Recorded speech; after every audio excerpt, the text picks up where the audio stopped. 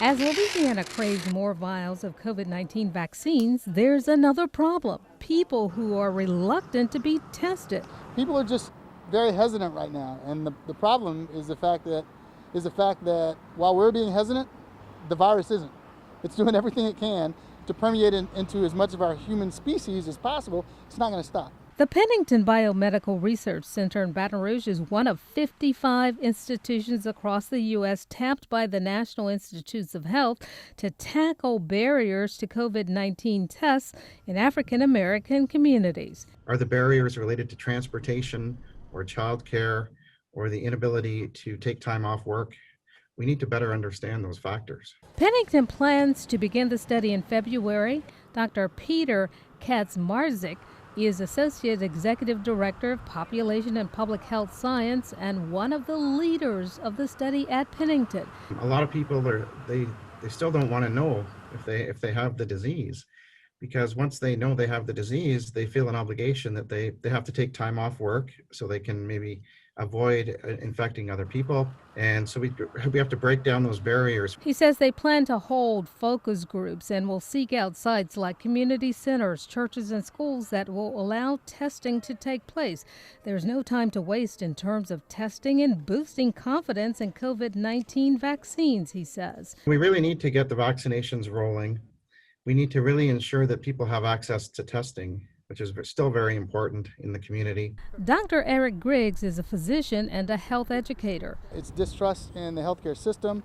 It's the recent vilification of science, the uncertainty of everything. Healthcare professionals acknowledge that there were things that happened in the past that contributed to a lot of distrust among African Americans. You have the Tuskegee experiment, you have the Henrietta Lacks. This earned mistrust in the community is there, it's real. This entire process of the vaccine development, the entire process of testing, is a safe and clinically tested protocol. And equity in who's able to get vaccinated is important too, they say. The racial data is of the utmost importance, and my hat's off to Dr. Cantor and the governor for actually bringing that to light. We need the data. I'm Sabrina Wilson, Fox 8, Local First. Pregnancy can be one of the most joyous times in a woman's life, and Louisiana is making progress in its efforts to help more women have healthy pregnancies. Very proud to say that when we look at severe maternal morbidity from hemorrhage, we saw a decrease by 35%, specifically 49% for Black birthing persons, and then a reduction in severe maternal morbidity related to hypertension by almost 12%. That's important because the CDC says about 700 women die each year in the U.S. as a result of pregnancy or delivery complications, and Louisiana shares in the pain. This report, released in 2020 by the state, is based on 2017 maternal death data. That year, 65 verified pregnancy-associated deaths occurred in Louisiana, representing a ratio of 106.7 deaths per 100,000 births. The data also shows that of the 65 deaths, 15 were pregnancy-related. Dr. Veronica Gillespie Bell is medical director for the Louisiana Perinatal Quality Collaborative, as well as the Pregnancy-Associated Mortality Review. Pregnancy-associated is the big umbrella. That's all of the deaths. And then pregnancy-related are those deaths that occur because of a condition related to the pregnancy. Dr. Robert Maupin is a professor and chief of the Maternal Fetal Medicine Division at LSU Health New Orleans School of Medicine. We know that a little bit more than half of all deaths associated with pregnancy occur after the birth and after discharge from the hospital. That can be a very vulnerable period where we need to make sure that our healthcare resources and infrastructure remain on point, that we're able to monitor mothers who are potentially at risk. In Louisiana, African American women die more often than white women. When it comes to pregnancy-related deaths, 5.6 Black women died for every white woman. Unfortunately, that is the case nationally as well. So why is it critical for women to get health care before they become pregnant, especially in Louisiana, where there's a high incidence of hypertension and diabetes? Once the pregnancy has started, we're already behind the 8 ball. And so those effects of hypertension and diabetes are going to be controlled and mitigated as much as possible? When we look at maternal deaths, we know that there are a host of different factors that intersect. And we know that there are areas in which the way our healthcare systems are structured, that we need to look at improvements. Moms who are diabetic while at work need to be able to navigate monitoring their blood sugars, address nutrition, and take medication. Same thing with high blood pressure. On Capitol Hill, the Momnibus Act awaits action. We do support aspects of the Federal Momnibus Act, and in fact, I've been asked to testify for Congress tomorrow for the Committee on Oversight and Reform. They're having a hearing on Black maternal health. I'm Sabrina Wilson, Fox 8 Local First. The pandemic has put pressure on more than just hospitals. We definitely believe everyone has, their mental health has suffered, beginning with the pandemic. And then in Louisiana, we were unfortunate enough to have the pandemic coupled with major severe weather events and demolition of infrastructure. The stress that compounded was just beyond belief. At the state capitol, the director of Well Ahead Louisiana told a task force on health outcomes. A higher proportion of Louisianans experience poor mental health compared to the United States, and Louisiana has a higher rate of suicide compared to the United States. Karen Stubbs, Assistant Secretary of the Louisiana Office of Behavioral Health, says the state's 24/7 Keep Calm hotline went online early in the pandemic. And it's anonymous. And it's available just for people to talk through their emotions and anxiety. And starting in early 2022, Louisiana plans to roll out more comprehensive help. And they include services like a crisis mobile team, which is really just going to benefit everyone in Louisiana. It'll be used as a divergence from the emergency room or from law enforcement. It will be trained crisis counselors and peers who go to the person in crisis. Mental health problems don't discriminate. We've seen parents really affected. We've seen people with pre-existing mental health conditions also really affected. And children have also really taken the brunt of this mental health crisis. Why is it important for people to reach out and get help when they need it and not think about, I'm ashamed to do so? You know, stigma in the mental health arena it's really real. And it's intense, and it is often the reason why people themselves, but also their families, don't reach out to get help. But the pandemic raised awareness. And that has done a little bit to really help address some of the stigma and reaching out and getting help. You cannot reach out soon enough. I'm Sabrina Wilson, Fox 8 Local First. For many children, having enough to eat isn't a given, a problem that persists in Louisiana.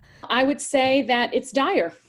We've always had an issue, or we've historically had an issue with childhood food insecurity and hunger. And the COVID-19 pandemic has only increased and exacerbated that problem. The federal government defines food insecurity as the disruption of food intake or eating patterns because of lack of money or other resources. And according to the organization Feeding America, 1 in 4 children in Louisiana face hunger. Alyssa Munoz is executive director of the New Orleans Food Policy Action Council. Just think about if you miss lunch, you have a hard time the rest of the day. Now imagine if not only do you miss lunch, but you miss breakfast and you're not sure when dinner is coming and you go to bed hungry. Hungry children are often unhealthy children. Food is medicine. Sideline assembled experts to discuss childhood hunger in terms of before and since the pandemic. I do think we can confidently say that food insecurity in households with children has grown tremendously. The estimates suggest more than doubling. Consequences can be long-lasting. It's a loss of brain trust. The longer we allow children to be food insecure, we are disinvesting and destroying the brain trust of America. Young adults and older adolescents who grew up in food insecure households, even though they might not still be food insecure, have higher rates of suicidality, substance use, even trouble with the law. They say school meals and government programs like SNAP, also known as food stamps, remain critical. The Louisiana Department of Children and Family Services tells us over 391,000 children under 18 are SNAP recipients in the state. Do you think the pandemic shed more light on this problem of food insecurity in children? I do. I've had so many people contact us or just say to me in passing, I had no idea that it was this bad or that this many people were hungry. Dr. Eliza Kinsey of Columbia University says disparities must be addressed. Racism, gender discrimination, imbalances in power, poverty, low wages, and I think more focus on how food insecurity can be changed through attention to those structural causes is needed. I would work out probably about 3 to 5 times a week. I was very healthy and I was doing body combat. And what happened was the left side of my body went numb. My face started to droop. My peripheral vision went out. Monica Ernst was having a stroke. Thankfully, I had a friend that was working out behind me and she knew something wasn't right. So she called my husband. Ernst, who is an American Heart Association Circle of Red member, was rushed to the ER. I don't have any pre-existing conditions. And sure enough, they found out that I had a hole in my heart and a clot went through and I had a stroke. Strokes are very common for other reasons. The CDC says every 40 seconds someone has a stroke in the U.S. I spoke to Dr. Merritt Brown of LSU Health, neurosurgery and neurology. Strokes come in 2 varieties. The most common one is where a blood vessel that's in the brain gets blocked by a blood clot and the brain is deprived of blood flow. Strokes in any capacity are really a medical emergency. According to the NIH, Louisiana is part of the so-called stroke belt. Aliana Samai is director of neuroscience at West Jefferson Medical Center. And you can see very high incidence and prevalence of stroke in that population. A lot of the reason for that is there are a lot of theories, but likely it is due to the fact that we like our food, we have really rich food, we have really rich culture, and we also live historically, compared to the rest of the country, we live a very sedentary lifestyle. Strokes affect Blacks at a higher rate. So the prevalence of stroke among African Americans is known to be higher. That's a national statistic, that's not just in Louisiana. Are there medical conditions where the prevalence of strokes or the risk is higher? There are. Some of the most common things are ones that are actually reversible risk factors. Like smoking. So some of the nicotine and some of the substances that are in tobacco products can actually lodge themselves in the side of blood vessel walls and make them much more likely to harden. Make sure that your blood pressure is in a good range. Make sure that your cholesterol is checked every so often, especially if you're over 40 or 50 years old. Time is critical in terms of stroke outcomes. As soon as you start to have problems, really the clock starts. But an analysis by Kaiser Health News found that 19% of Louisiana's population lives more than 45 minutes from a certified stroke center. However, in the New Orleans area, the situation is far better. West Jefferson Medical Center and Oxnard are certified as comprehensive stroke centers. So annually, we are privileged to treat about 1,500 patients per year. Brown says proximity to stroke centers aside, get to the nearest hospital. Because the associations that community hospitals have with some of the major hospitals can be the difference between you being able to get to a center that can perform a lot of these therapies. We know that there are definite disparities in the ability to receive medical treatment. And that's something I think at a national level we need to be focused on. How thankful are you that you were able to get medical attention like almost immediately? I was so thankful. And she's grateful to not have long-lasting effects. I'm very fortunate that I don't have that. John Paul Loriel's mother would love him to get the COVID vaccine, but he's not old enough. And he had a trach for 5 years. He still has a feeding tube and cerebral palsy and a shunt. He's physically disabled and medically complex, according to his mother. Unfortunately, our lives were turned upside down. We had a full-time nurse and workers, thanks to his waiver. He has wonderful services, but we lost all of that because he is so high risk. We can't have anyone coming into our home who are exposed to other people. So, Angela Lorio understands the importance of getting shots in the arms of those Louisianans who are old enough. The Kaiser Family Foundation highlights that concern in this recent report, saying less attention has been paid to non-elderly people with disabilities. The state says people living in group homes were eligible to be vaccinated along with nursing home residents. Those who live in group homes or community homes, which we have around 3,500 citizens. Many disabled people live outside of group and nursing homes. COVID has really hit the people we support very seriously. Dr. Stephen Sauer, Executive Director of ARC of Greater New Orleans, which provides services for disabled individuals, says it was difficult for his agency to get access to vaccines up until recently when DePaul Community Health Center helped. The hiccup is that we don't have an institution for them to come to. So we were sort of encouraging people to call on their own. They were calling pharmacies. We're encouraging providers of home and community-based services, the folks that go into folks' homes and help them out, to provide that transportation. And we are in the process of trying to figure out best strategies for reaching folks who can't get out of their homes or for whom the transportation barriers remain significant. And it's important to have people who provide up-close services to the disabled vaccinated as soon as possible.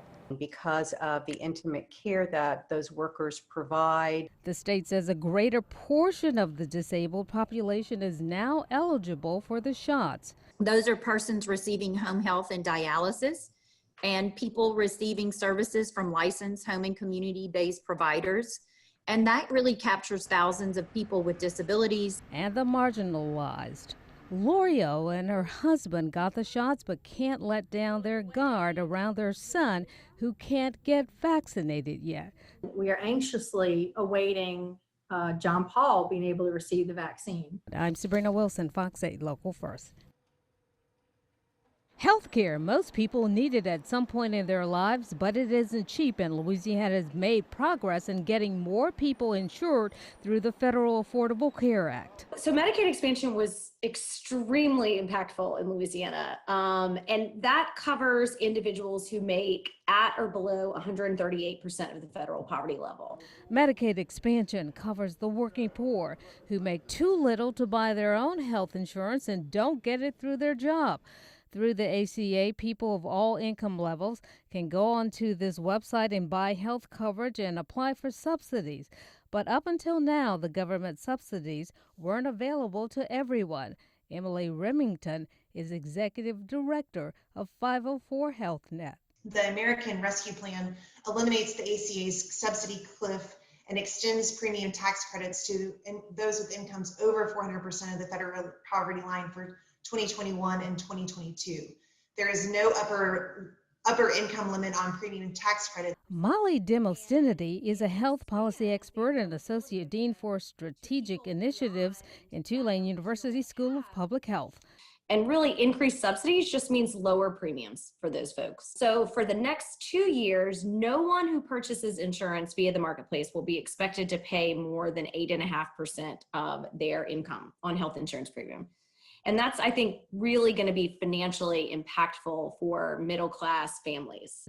And the package provides other help. Another $7.6 billion will go to community health clinics. According to the Kaiser Family Foundation's Health Marketplace calculator, under the plan, a family earning $75,000 a year with 2 adults and 2 children would qualify for almost $12,000 a year as a premium tax credit through the ACA Marketplace, and that would cover 75% of the monthly health coverage costs. In December of 2020, the Louisiana Department of Health released a survey. It showed an uninsured rate for adults of 11.1% for 2019. And LDH tells us that's the most accurate data it has. And experts say when more people have health coverage, they can seek preventive care and not use hospital emergency rooms as their doctor, which is much more expensive. And when that's affordable and people can be covered, they can take those steps of seeing their providers and staying healthy. The coronavirus pandemic peeled the layers off a serious problem that has persisted for years. Not everyone has adequate access to quality health care. The barriers to accessing health care are not purely technical or medical, something are sociological. Probing health disparities is nothing new for Xavier University of Louisiana, and on Capitol Hill, efforts are underway to provide schools like Xavier more federal funds to do such work. Xavier's president, Dr. Reynold Verret, has a doctorate from MIT in biochemistry. We're also very much involved in some of the work on health disparities, even recently through the pandemic, but we've been doing this for many years. So we've been tracking that legislation and how it would support the efforts. Louisiana Senator Bill Cassidy, a physician, got a bill he co-sponsored with a Democratic colleague through the Senate on a unanimous vote. It's called the John Lewis National Institute on Minority Health and Health Disparities Research Endowment Revitalization Act. It was named to honor the late Congressman John Lewis, and the bill increases investments in schools conducting critical research into minority health disparities. Cassidy says the research will aid in working on solutions to improve health outcomes in underserved communities. Xavier University is one example, doing great research. This legislation supports their efforts. Louisiana has a heck of a lot of healthcare disparities. Are you encouraged that it is getting more attention? I am encouraged, and I'm hopeful that that attention will bring greater benefits. And not just for healthcare, because the factors that affect health disparities are societal. Access to quality nutrition, access to quality education, all those factors impinge on health disparity. And Dr. Verret says research on health disparities doesn't just benefit minorities, but society at large. If one group is not health is not addressed, everyone else will suffer as well. And he isn't convinced hesitancy by some to get the COVID vaccine is steeped in past research missteps. But I think many people are not focused on the Tuskegee study. The trust issues are much more close to home, not 50, 60 years ago. Still, more work is needed to bridge the divide between trust and distrust. I think we're seeing trust grow for the vaccine. But the larger issue of trust is saying that for other healthcare issues, we need to actually have adequate representation within our among our healthcare professionals. New Philippians Missionary Baptist Church in the Lower Ninth Ward is a place of worship. Today it became a COVID-19 vaccination center. There's always a culture and a historical, anxiety that folks have been displaying. And so we try to demystify a lot of those by putting as much information as we possibly can. Pastor Anthony Jean-Marie opened his church's doors to help combat vaccine hesitancy that's evident in some minority and economically disadvantaged communities in the city. People of all races took advantage of the opportunity. Oh, there's no need to be scared. It's no worse than a flu shot. It's the same thing. It's just a needle in the arm. The city of New Orleans partnered with Ochsner Health to make the shots in the Lower Nine available. We have seen the African American community experience more cases of COVID-19 and fatalities from this disease. And sadly, COVID-19, we know, is not the first health issue to have a greater impact on people of color. The Ninth Ward is a heavily African American community that hasn't fully rebounded since Hurricane Katrina. And we have to be intentional about going into every area in the city where we're seeing that our people are underrepresented when it comes to getting the vaccination. As a community, we will not be healthy or whole again until every one of us feels comfortable to take the shot. New Orleans Health Department Director Dr. Jennifer Vegno says more than a third of the city's population has begun vaccinations, but that's not good enough. But if you peel that number back, it is not equal across the board. It's not 1/3 across the board. Many people still have questions, still need more information. still don't have the ability to travel long distances and disrupt their daily life for a vaccine. And church leaders like Pastor Jean-Marie know firsthand the deadly toll of this pandemic. I don't want to see another person die. We've been capsized with funerals. I know pastors that are suffering with depression, not just because they can't have church, but because they can't engage their members on a daily basis. There's power in hugs and embraces.